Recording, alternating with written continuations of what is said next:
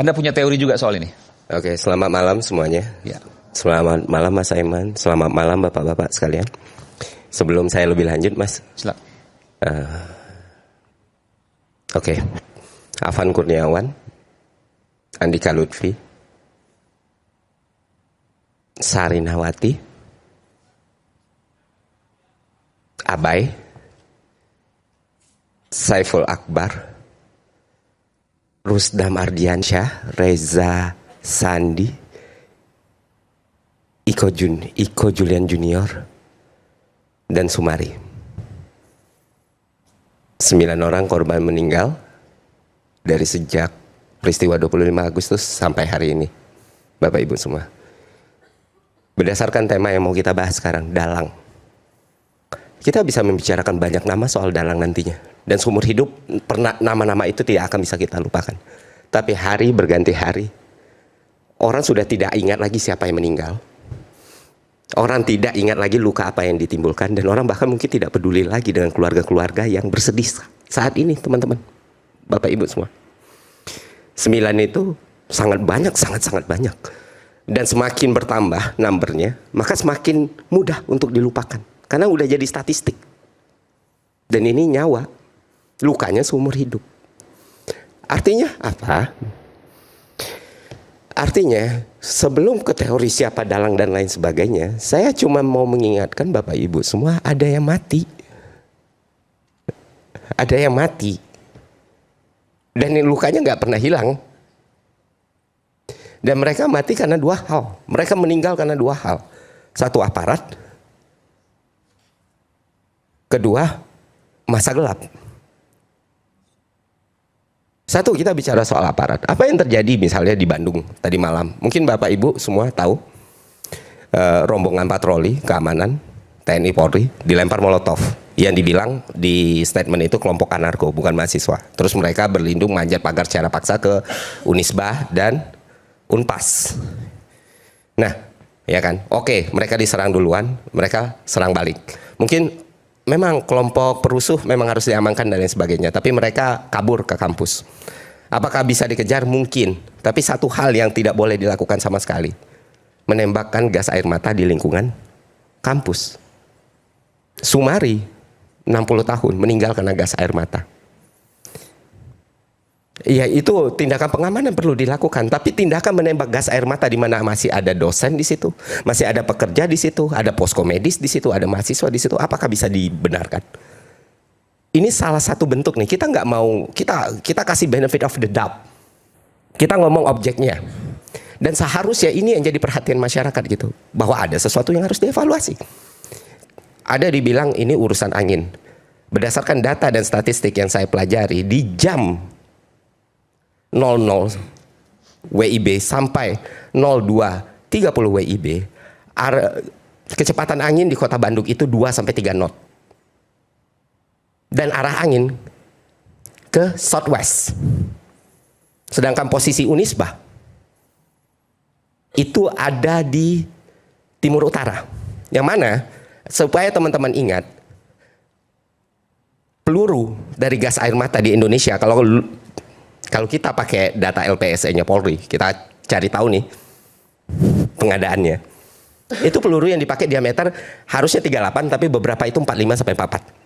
Yang mana partikulan dari sebuah gas air mata itu terlalu berat untuk ditembak angin yang rendah.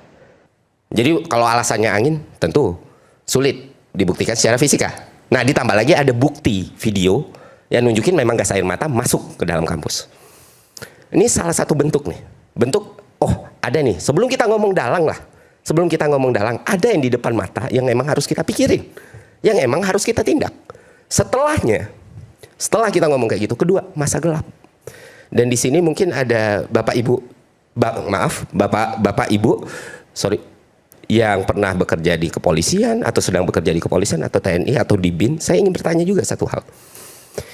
Kita tahu aksi di Tungganggi itu dari zaman Mas Bud bahkan atau sebelumnya itu pasti ada, selalu pasti ada. Dan satu hal yang sangat-sangat membuat kita bertanya-tanya, satu berita muncul, ternyata ditangkap salah satu perusuh aksi provokasi itu pegang Saya dengan segala resiko saya bicara kayak gini, pegang identitas tentara. Dan sudah dikatakan hoax oleh Puspen TNI. Itu yang mau saya tanyakan. Siapa yang harus kita percaya? Polisi atau TNI? TNI bilang hoax, polisi. Sedangkan itu kelihatan ditangkap polisi. Dan mungkin bisa dijawab Bapak Ibu semua. Siapa yang harus kita percaya? Polisi, beritanya polisi nangkap, TNI bilang, Puspen TNI bilang hoax. Nah, artinya apa? Artinya mengidentifikasi perusuh pun itu bisa siapapun. Benar-benar bisa siapapun. Kita nggak usah ngomong soal teori asing, mafia segala macam. Ada loh yang benar-benar harus diberesin sekarang. Kalau pemerintah itu berjalan dengan baik, pemerintah itu berjalan dengan sesuai harapan masyarakat. Kita nggak perlu takut dengan ancaman-ancaman seperti ini. Tapi masalahnya adalah respon dari pemerintah. Bagaimana kita bisa menemukan solusi yang tepat kalau identifikasinya selalu keliru? Yang dianggap masalah adalah kausalitas, bukan penyebab kenapa semua ini terjadi. Ya, saya harus tanyakan ini, Bung Ferry. Kalau seandainya hal seperti ini, saya ingin menanyakan, Anda tidak mempercayai bahwa ketika ada unjuk rasa maka bisa siapapun menunggangi? Iya, saya percaya itu bisa terjadi. Tapi Anda tidak percaya dalam konteks ini dilakukan oleh pihak asing misalnya? Gini. Secara, kalau kita bicara silogisme, bukan berarti tidak bisa. Ya semua pihak bisa.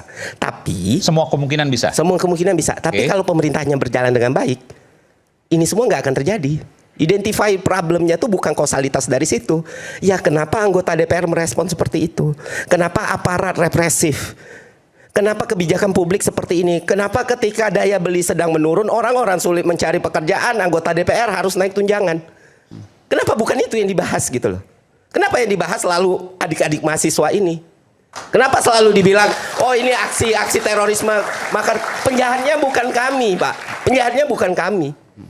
Emang kita nggak mau hidup tenang, hidup damai? Banyak orang yang mau kerja. Betul. Saya sepakat dengan Anda bahwa makanya di awal tadi saya katakan ini bukan soal unjuk rasa. Unjuk rasa nggak ada masalah. Nggak ada masalah.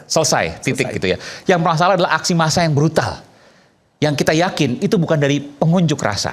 Itu yang kita bahas hari ini. Oke. Siapa mereka? Itu kan pertanyaannya. Supaya ini kemudian tidak terulang kembali dan bisa diidentifikasi. Kalau kita bertanya siapa mereka, makanya balik lagi. Ketika kita melihat semua, ini masalah nih. Kita ngelihat elephant in the room-nya dulu nih. Sebelum kita ngomong teori, tentu kita udah bosan dengan semua teori konspirasi dan semua cocok logi yang ada kan.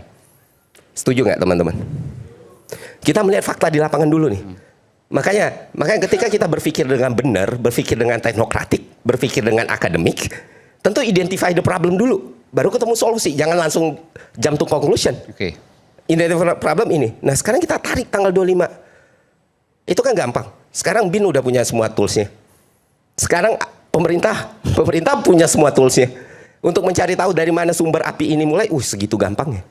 Sebenarnya. Kalau memang diniatkan. Kalau memang butuh bantuan ya kita lakukan. Kita bantu untuk cari tahu. Oke. Baik. Iya kan? Ada.